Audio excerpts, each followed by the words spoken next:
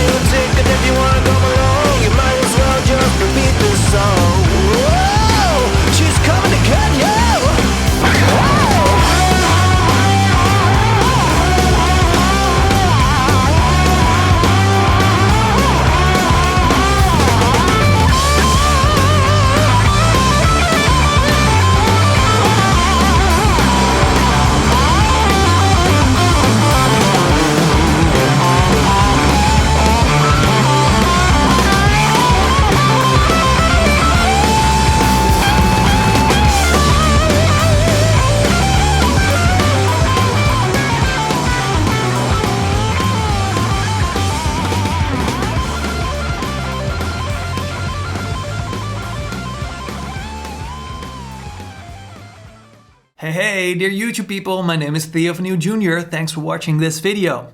Well, as you probably already guessed it, I want to talk a bit about a guitar that's very dear to me. It's the Gibson double neck. The Gibson EDS-1275. Also referred to by some as the coolest guitar in rock.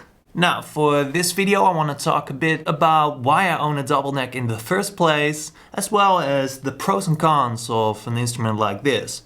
And of course, we're gonna hear what it sounds like. But first, let's start with some history. This guitar is made in 1978 at the famous Kalamazoo factory in the United States of America. As far as I know of, it's all original. Of course, it has got these distinct 70s features like the big headstocks, the thick volutes on the back, and these so-called witch hat knobs, which I like those. You don't see these knobs that often, I think, on regular Gibson guitars. The 70s are known as the best period of Gibson guitars, but I don't really care too much about that. I really like this guitar. It's a great instrument. Now you're probably thinking, why do I own a double neck? Well, as far as I can remember, I always wanted a double neck. There was something about the looks of it that attracted me to the instrument. You'll definitely notice a guitar player when he puts on a guitar like this. And I know looks aren't everything, but from time to time I can really appreciate a good looking guitar. I might got a bit inspired as well by players like Jimmy Page and John McLaughlin. Not particularly because of Don Felder or Alex Lifeson, although I respect them as the musicians they are. But there's one guy, I want to give a shout out to this guy, and he's definitely worth mentioning. It's a Canadian musician, and he's the singer and guitar player of a band called Big Sugar. His name is Gordie Johnson, and I really dig his guitar tone, his music, as well as his productions. I highly suggest you should check him out. He plays a ton on double neck guitars. So let's get back to this guitar. I bought this guitar a few years ago. I really wanted a wide double neck, but those are a bit more rare, especially in Europe. But eventually I did find a guitar trader in Switzerland. So I saved some money, took a plane to freaking Switzerland, and I got the guitar. I think that's probably one of the better days of my life. So let's take a look at the controls of the guitar. First of all, we've got the volume and tone for each neck. So here's a volume and tone for the 6th string, and here's a volume and tone for the 12th string. The pickup switch is right here, which works for both the necks. With this switch you can engage either the 6th string or the 12th string, or both. Now you can do some pretty cool creative stuff with the neck selector. For instance, you can engage the 12th string and play on the 6th string. That would be sounding something like this.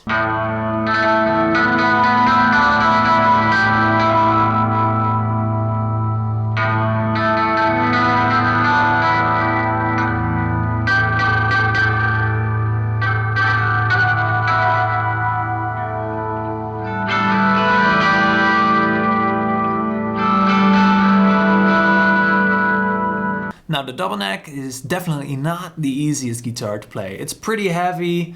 This pickup switch is kind of in the way when you're playing the 6th string. It has also quite some trouble with this so-called neck dive phenomena. It has the tendency to do this thing. So at all times you have to keep balancing the necks. Some people don't know, but it's actually a short scale guitar, which also means getting past the 15th fret can be quite a challenge. Now Gibson probably wanted to reduce the weight of the necks by making it a short scale guitar. But aside from the cons and the looks, the guitar sounds pretty amazing. There's a certain honk in the sound of this guitar which I don't get with my more modern humbucker style guitars. I also really like the tone control. I think it's very musical on this guitar. Even if I turn it all the way down, it still is a pretty usable sound. Let's take a quick listen to the tone control of this guitar. Right now it's all the way up.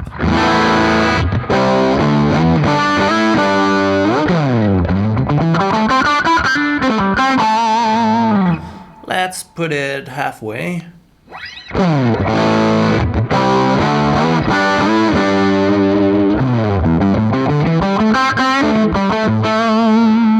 Not really a big difference. Let's put it all the way down.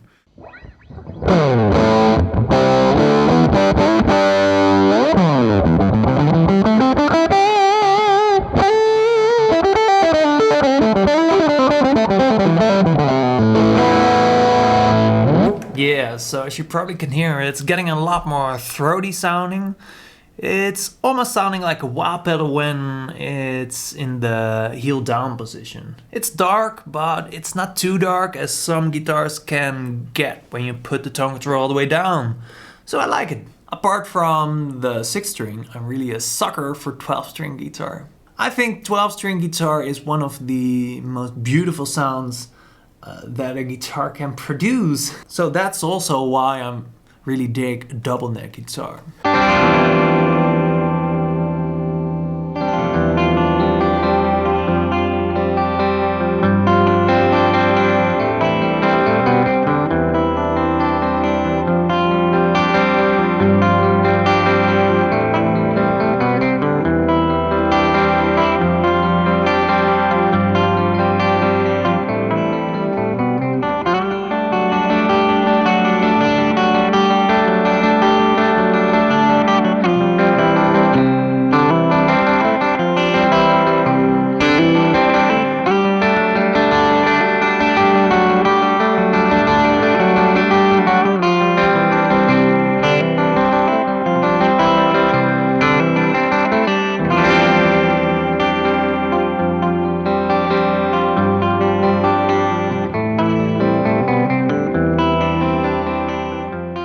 So that's the double neck. I use this guitar pretty often with my band. Like I said, it's quite heavy and you do have to keep balancing the guitar with the neck diagonal. So I gave it a special spot during the live set in which I switch over to this guitar. And there's definitely a cool element to it when I start playing this beast during a gig. So that's it for today. Don't forget to like and subscribe, and I'm gonna see you guys and girls next time. Later!